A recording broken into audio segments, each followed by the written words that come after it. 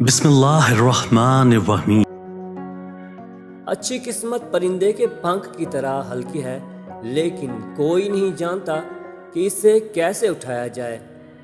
بدقسمتی زمین کی طرح بھاری ہے، لیکن کوئی بھی نہیں جانتا کہ اس کے راستے سے کیسے دور رہنا ہے۔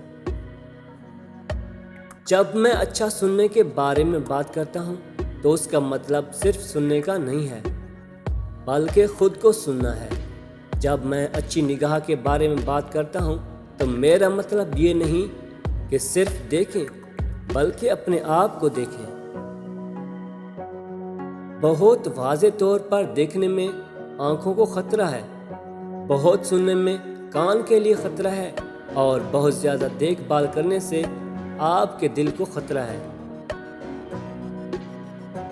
انسان کی طاقت کی تعریف اس وقت تک نہ کریں جب تک آپ کو یہ پتہ نہ چلے کہ وہ اسے کس طرح استعمال کرتا ہے۔ آپ کو پانی کی آواز میں ہمیشہ جواب ملے گا۔ اپنے کانوں سے نہیں بلکہ اپنے دل سے سمجھنے کی کوشش کریں۔